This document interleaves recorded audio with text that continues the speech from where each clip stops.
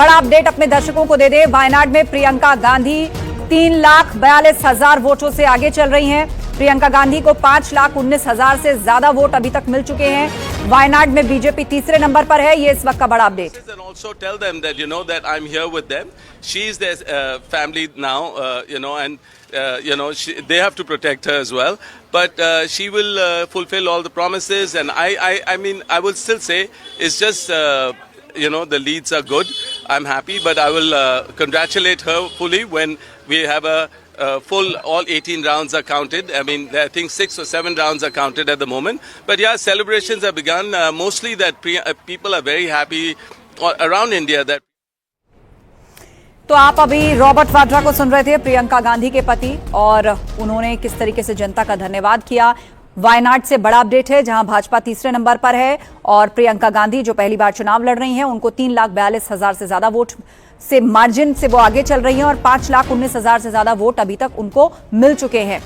तो वायनाड से कांग्रेस, प्रियंका गांधी, हमेशा से ये सवाल पूछा जाता रहा कि वो कब चुनाव लड़ेंगी, कहां से चुनाव लड़ेंगी, एक्टिवली कब राजनीति में वो बाकायदा चुनाव लड़के वो संसद में पहुंचेंगी या विधानसभा में पहुंचेंगी। अलग अलग मौकों पर जब देश में अलग अलग चुनाव हुए तो पॉलिटिकल पंडित ये आकलन करते रहे कि प्रियंका गांधी के लिए अब चुनाव लड़ने का कौन सा वक्त है, सही वक्त है।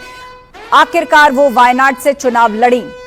वायनाड जहां से राहुल गांधी भी सांसद रहे हैं, प्रियंका गांधी वहां से चुनाव लड़ी हैं और वो 3,42,000 वोटों से आगे चल रही हैं। 5,19,000 वोट उनको वहां पर मिल चुके हैं। बीजेपी यहां पर तीसरे नंबर पर है।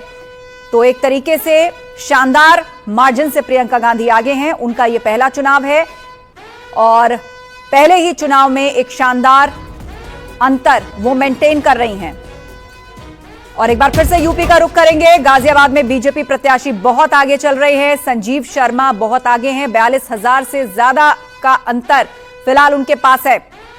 एक बड़ी जीत की तरफ बढ़ रही है भाजपा। यहां पर 42,565 वोट से संजीव शर्मा आगे चल रहे हैं। बंपर जीत की ओर बढ़ रहे हैं संजीव शर्मा। गाजियाबाद जो कि बीजेपी की सीट रही है, संजीव शर्मा यहां से बीजेपी के उम्मीदवार एक बड़े मार्जिन को मेंटेन करते हुए वो काफी आगे हैं और बंपर जीत की तरफ बढ़ रहे हैं संजीव शर्मा। 42,000 से ज्यादा वोटों से आगे चल रहे हैं बीजेपी प्रत्याशी संजीव शर्मा। तो ये बड़ी खबर गाजियाबाद से बीजेपी खेमे के लिए। इससे पहले सीसामऊ से सपा की जीत अनाउंस हो चुकी है। भाजपा गाजियाबाद में एक बड़ी लीड के साथ आगे बढ़ रही है। 42,000 से ज्यादा वोटों की लीड गाजियाबाद में है और एक बंपर जीत की तरफ बढ़ रही है।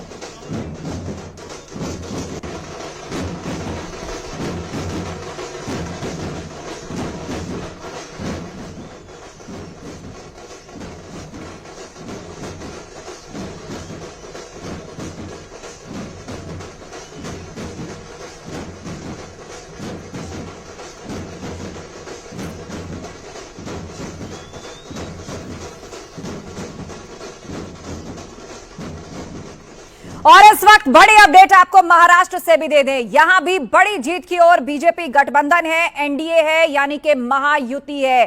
फिलहाल रुझानों में किस तरह की बड़ी फिगर सामने आ रही है वो हम आपको बता रहे हैं। 214 एनडीए, इसके अलावा आईएनडीआईए ब्लॉक 63 और अदर्स 11 सीटों पर आगे चल रहे हैं। महाराष्ट्र से यह बहुत बड़ा आंकड़ा, सभी 288 सीटों का रुझान आपके सामने है। किस तरीके से यहां पर जो महायुति है वो 214 सीटों पर बढ़त बनाए हुए है। महाविकास आघाड़ी 63 सीटों पर है और अदर्स यानी कि 11 सीटों पर अपना मार्जिन बढ़ा करके चल रहे हैं। तो ये बड़ा उलटफेर जो महाराष्ट्र के अंदर हुआ है, चौंकाने वाले और ऐतिहासिक नतीजे जो बीजेपी के पक्ष में आते दिख रहे हैं रुझानों के अंदर, वो आंकड़ा इस वक्त हम आपको दिखा रहे हैं। बीजेपी खेमे में जश्न शुरू हो चुका है। महाराष्ट्र की अगर बात की जाए तो ये बड़ा आंकड़ा हम आपको दिखा रहे हैं। महाराष्ट्र में सभी 288 सीटों का रुझान इस वक्त आंकड़ों के रूप में हमने स्क्रीन पर रख दिया है आपके लिए। एनडीए 214 सीटों पर आगे है। आईएनडीआईए 63 सीटों पर लीड बनाकर चल रही है और अदर्स 11 सीटों पर आगे चल रहे हैं। और इस बीच महाराष्ट्र से ढोल नगाड़े ताशे बजने की तस्वीरें सामने आने लगी हैं और अभी से ही जो नेता हैं वो किसको मुख्यमंत्री देखना चाहते हैं, इसको लेकर भी अलग अलग नाम फ्लोट करने लग गए हैं। तमाम तरह के आकलन किए जा रहे हैं कि आखिर अघाड़ी जिसके इतने बड़े दावे थे, जिसने इतना एग्रेसिवली चुनाव रखा और वोटिंग के दिन तक कई बड़े मुद्दे बनाए और उठाए, क्या कमी रह गई, क्या चूक रह गई जो आधा आंकड़ा भी नहीं छू पाई? दूसरी तरफ महायुति एक बड़ी जीत की ओर। तो ये महाराष्ट्र की तस्वीर हमने आपको दिखाई। मिठाइयां पहुंचने शुरू हो गई हैं बीजेपी दफ्तर और तमाम नेताओं के घरों में अभी से मुंह मीठा कराया जाने लगा है। लोग एक दूसरे पर फूल बरसा रहे हैं, नाच रहे हैं, ढोल ताशे बज रहे हैं। तो महाराष्ट्र के अंदर बीजेपी गठबंधन एक बड़ी जीत की ओर। अब से थोड़ी देर पहले एकनाथ शिंदे भी मीडिया के सामने आए और उन्होंने इस बात को कहा कि यही फर्क होता है डबल इंजन की सरकार में। जब केंद्र और राज्य की सरकारें मिलकर काम करें तो डेवलपमेंट होता है और फिर नतीजे ऐसे आते हैं। और उत्तर प्रदेश की बात चले तो यहां पर एक बार फिर से बीजेपी ने परचम लहरा दिया और खेमे से यही आवाज निकल रही है कि योगी का जादू चल गया। सीएम योगी ने प्रचार की कमान इन चुनावों में खुद संभाल रखी थी। हर एक सीट पर रैली और रोड शो किया। मुख्यमंत्री योगी आदित्यनाथ ने वहां पर गए और हर एक जगह रैली और रोड शो की जिम्मेदारी निभाई। सीएम योगी की रणनीति काम आई। प्रत्याशी चयन में भी योगी का फॉर्मूला एकदम 100% हिट साबित हुआ। बटोगे कटोगे की जो बात आई थी, ऐसा लग रहा है कि जनता को वो बात समझ आ गई, जनता को वो बात भा गई और किस तरह 7 सीटों पर बीजेपी इस वक्त आगे चल रही है और एक एक करके अब नतीजों की तरफ धीरे धीरे रुझान बढ़ते हुए नजर आ रहे हैं। संजय निषाद सुन लेते हैं इस बीच क्या कह रहे हैं। हम लोग जीतेंगे और बेहतर परिणाम हम आएंगे। पिछले बार से ज्यादा सीटें जीतेंगे। 9 में से 5 पर आप आगे चल रहे हैं, 3 पर सपा आगे चले, 1 पर अभी आने दीजिए। अभी तो कि कभी शहर खुलता है, कभी देहात खुलता है, कभी उनके समर्थकों का बूथ होता है, कभी हमारे समर्थकों का बूथ होता है, कभी सामान्य होता है। तो ऐसी स्थिति में नहीं कहा सकता, लेकिन यह है कि जिस आधार पर हम लोगों ने प्रचार किया है एनडीए के लोगों ने, हर सीटों पर हम लोग बेहतर परिणाम लाएंगे। कुछ जगह का सामाजिक समीकरण ही ऐसा है कि जहाँ कुछ कहा नहीं जा सकता। तो ऐसे जहाँ सामाजिक समीकरण है हमारे और जो राष्ट्रवादी लोग हैं, जो शांति चाहते हैं, वो सारे लोग सभी सीट हम लोग जीतेंगे। डॉक्टर साहब, महाराष्ट्र और झारखंड में एनडीए आगे चल रही है। वायनाड में प्रियंका गांधी रिकॉर्ड मतों से जीत रही है। क्या लगता है कुछ उलटफेर चल रहा है?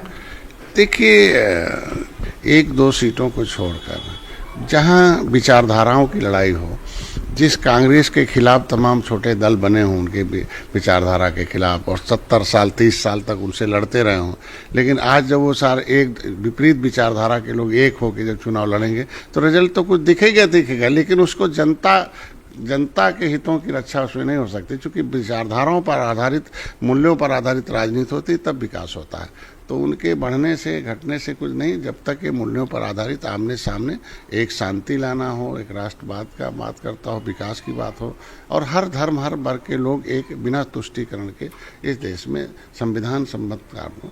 तो ऐसे में हम लोग एनडीए धीरे धीरे विचारधारा, मोदी योगी जो हम लोगों के विचारधारा पर राजनीति जो हो रही है उसकी सफलता धीरे धीरे थोड़ी मिलती है। हम लोग मिलेंगे और आगे बढ़ेंगे और जीतेंगे, मतलब सरकार भी बनेगी। लगता है 27 के लिए संजीवनी का काम करेगा ये चुनाव? निश्चित रूप से 27 में हम लोग बेहतर परिणाम लाएंगे। अभी चलेगा, क्योंकि 70 साल किसी को समय मिला हो और उस हम अपनी बात कर दें मछुआरों की, तो 67 साल में केवल 3000 करोड़ रुपया मत्स्य विभाग को दिया था कांग्रेस ने, और इधर हम 6.5 साल में 41,500 करोड़ रुपया इस समुदाय को दिलाकर विकास की मुख्यधारा में लाए हों। तो ये बहुत बड़ी बात है।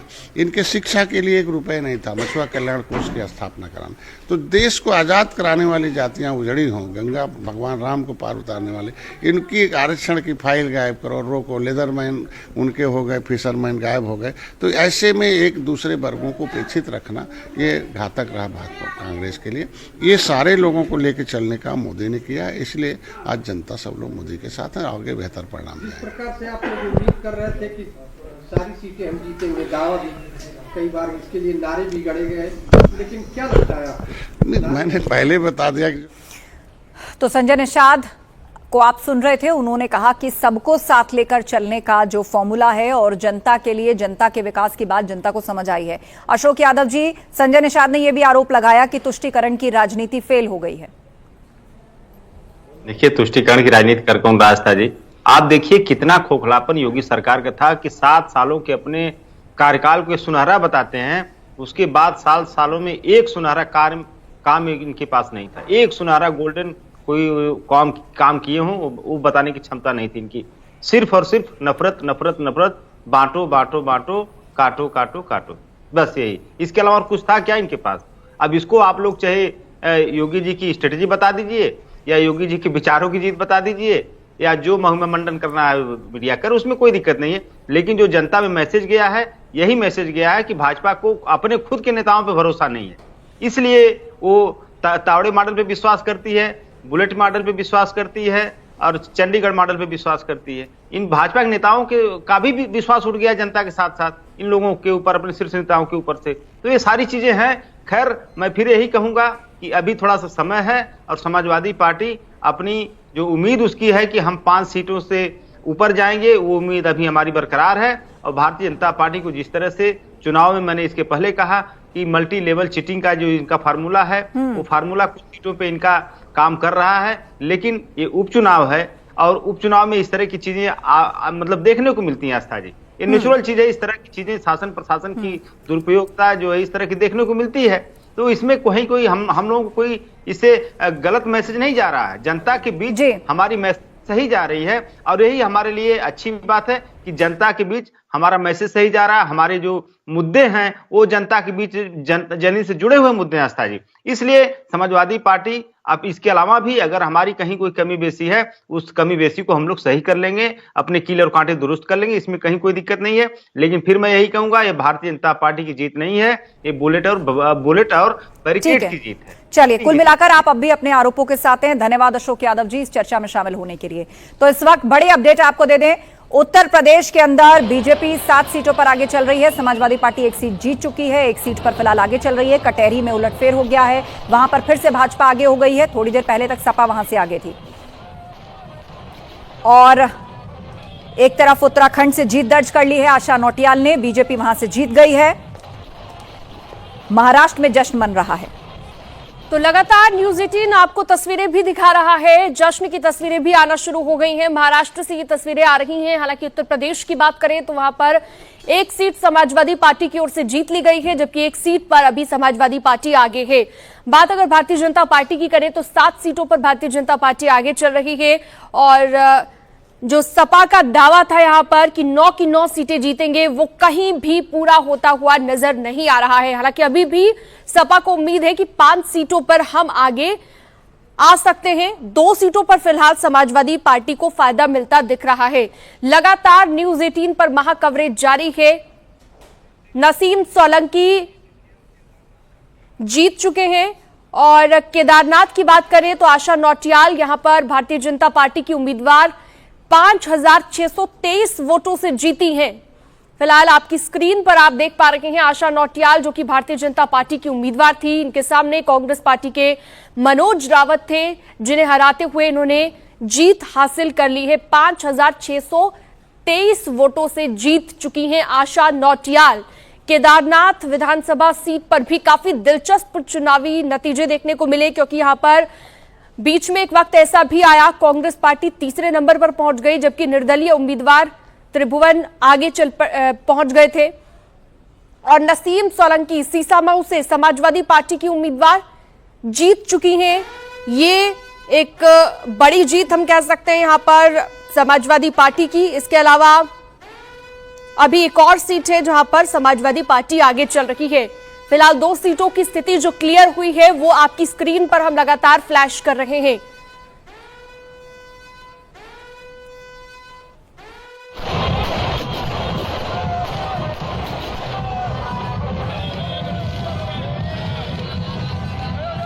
और ये देखिए, जहां जहां पर भारतीय जनता पार्टी को फायदा मिलता दिख रहा है, आगे चल रही है। और जहां पर कार्यकर्ताओं को पूरा यकीन है कि पार्टी जीत जाएगी, वहां पर जश्न पहले से ही शुरू हो गया है। ये आप देख सकते हैं। केदारनाथ से देखिए आशा नौटियाल जीत हासिल करने के बाद यहां पर काफी खुश नजर आई। फूलों का हार पहनाकर लोगों ने स्वागत किया। पार्टी के तमाम कार्यकर्ता काफी खुश नजर आए। और सबसे बड़ी बात है कि ये धर्म की जीत हुई है।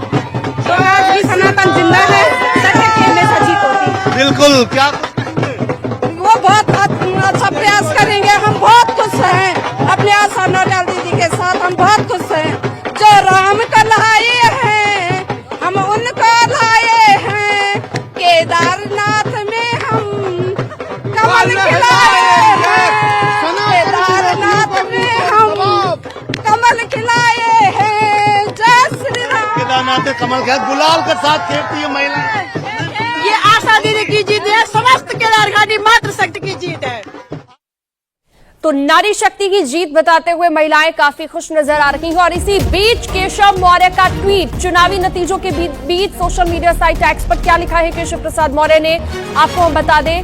एक है तो सेफ है, ये केशव प्रसाद मौर्य की ओर से लिखा गया। एक है तो जीत है, ये ट्वीट में लिखा गया है सोशल मीडिया साइट एक्स पर पोस्ट करते हुए केशव प्रसाद मौर्य की ओर से लिखा गया है। प्रधानमंत्री की ओर से भी यही कहा गया था, एक है तो सेफ है, एक है तो नेक है, ये नारा दिया गया था। और उसी को दोहराते हुए यहां पर केशव प्रसाद मौर्य नजर आए हैं। उन्होंने सोशल मीडिया साइट एक्स पर खुशी जताते हुए ये पोस्ट किया है। तो बड़ी खबर आपकी स्क्रीन पर। तो केशव प्रसाद मौर्य का ट्वीट हमने आपको बताया। इसके अलावा केदारनाथ सीट की बात करें, वहां पर आशा नौटियाल जीत गई हैं। उसके बाद जश्न की तस्वीरें भी हमने आपको दिखाई। अलग अलग जगहों से अब तस्वीरें सामने आना शुरू हो गई हैं। केदारनाथ में जीत के बाद आशा नौटियाल से हमारे सहयोगी ने खास बातचीत की है। क्या कुछ बोली हैं आशा नौटियाल, आपको हम दिखाएंगे। माफ कीजिएगा, सीएम पुष्कर सिंह धामी से खास बातचीत की गई है हमारे सहयोगी की ओर से। आपको सुनवाते हैं सीएम पुष्कर सिंह धामी ने क्या कहा है जीत के बाद। केदारनाथ उपचुनाव में बीजेपी की जीत, और बीजेपी को इस जीत की बहुत उम्मीद थी, लेकिन एक उपचुनाव इतना बड़ा चुनाव बन गया जिसकी देश भर में चर्चा थी। तो केदारनाथ जीत के बाद मुख्यमंत्री पुष्कर सिंह धामी इस वक्त न्यूज 18 में हमारे साथ। सर, सबसे पहले आपको शुभकामनाएं। जी, बहुत धन्यवाद आपका। जो उम्मीद थी वो रिजल्ट मिला। मैं बाबा केदार को नमन करता हूं कि उनके आशीर्वाद से लगातार हम हर क्षेत्र में आगे बढ़ रहे हैं। उत्तराखंड आगे बढ़ रहा है, हमारे प्रधानमंत्री आदरणीय मोदी जी के नेतृत्व और मार्गदर्शन में लगातार आगे बढ़ रहा है। मैं केदारनाथ विधानसभा की देवतुल्य जनता को बहुत उनका आभार व्यक्त करता हूं कि उन्होंने विकास के क्रम को आगे बढ़ाया है। और एक बड़ी जीत श्री केदारनाथ विधानसभा में भारतीय जनता पार्टी की प्रत्याशी आशा नौटियाल को जिताकर हमारे निश्चित रूप से हमारा प्रोत्साहन किया है। और ये जीत है, सुशासन की जीत है, ये जीत हमारे प्रधानमंत्री आदरणीय मोदी जी की जीत है, ये जीत विकास की जीत है, और ये जीत हमारी नीतियों की भी जीत है। ये उन लोगों के मुंह पर करारा तमाचा है जिन्होंने वहां पर झूठ और भ्रम की राजनीति की, क्षेत्रवाद फैलाने का काम किया, जातिवाद फैलाने का काम किया, निचले स्तर पर आकर जिन्होंने इस चुनाव में सारी मर्यादाओं को तार तार कर दिया। ये उनके मुंह पर तमाचा है। ये कांग्रेस पार्टी और जितने भी विपक्षी लोग हैं जो कह रहे थे कि ये सेमीफाइनल है, ये चुनाव हमारा सरकार के साथ है, उनके मुंह पर भी जनता ने करारा तमाचा देकर उनके मुंह को बंद कर दिया है। अयोध्या, रामेश्वर, बद्रीनाथ, और एक परसेप्शन ये क्रिएट किया गया कि जहां जहां धार्मिक स्थल है वहां बीजेपी हारती है। केदारनाथ में टूटा है। सर, मैंने पहले ही कहा था कि इनका जो भ्रम है, जो ये कह रहे हैं, ये श्री बाबा केदार की कृपा से केदारनाथ में आकर पूरी तरह से ध्वस्त हो जाएगा, और वही ध्वस्त हो गया। आप क्या मानते हैं केदारनाथ के इस चुनाव में, क्योंकि यात्रा बीच में आपदा की स्थितियां बनी, दिल्ली के मंदिर का जिक्र रहा, यात्रा शिफ्टिंग की बात रही, आपने हर बात का मंच से जवाब दिया, तो पब्लिक पे इस बात का असर नहीं था? पब्लिक के दिमाग में ये बातें नहीं गई जो कांग्रेस डालना चाहती थी? देखिए, झूठ और भ्रम ज्यादा दिनों तक नहीं चलता है, क्योंकि आंकड़े बताते थे कि 56 दिन यात्रा कम होने के बाद भी 16.5 लाख 52,000 यात्रियों ने बाबा केदार के दर्शन किए हैं। इसी प्रकार से इन्होंने जो शिला ले जाने की बात करी, अन्य बातें करी, उन सभी पर जनता ने इनको करारा जवाब देकर इनके मुंह को बंद कर दिया है। अब ये फाइनल की बात करते थे कि हम 2027 का हमारा फाइनल है, 2024 में ही सेमीफाइनल में ही इनको बाहर कर दिया जनता ने। आपको यहां से स्थितियां, सर, अब आपको लगता है बीजेपी, ये जो केदारनाथ का आज रिजल्ट आया है, ये रिफ्लेक्शन है 2027 का? ये बहुत बड़ी जीत है, क्योंकि इसमें सारी जितनी भी राष्ट्र विरोधी शक्तियां हैं वह तक जो है इस पूरे चुनाव में कहीं न कहीं किसी न किसी प्रकार से अपने को सम्मिलित किए हुए थे। उन सभी के मुंह पर तमाचा है, और भारतीय जनता पार्टी के हर एक कार्यकर्ता को इससे निश्चित रूप से प्रेरणा भी मिली है, उनके अंदर उत्साह भी आया है।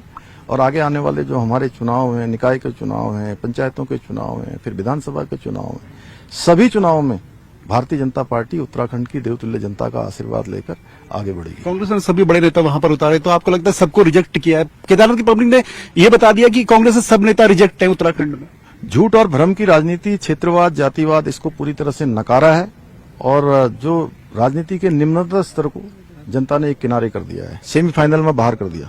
तो मुख्यमंत्री पुष्कर सिंह धामी जिनका साफ तौर पे कहना है कि जो केदारनाथ का रिजल्ट है वो सेमीफाइनल का रिजल्ट है और फाइनल जो 2027 में होना है उसके लोग पूरी तरह आश्वस्त हैं कि बीजेपी के पक्ष में ही वो नतीजे रहेंगे और ये साफ तौर पर आज केदारनाथ के उपचुनाव ने साबित भी कर दिया है। कैमरा पर्सन दीपक उपाध्याय के साथ दीपांकर भट्ट, न्यूज़ 18 देहरादून।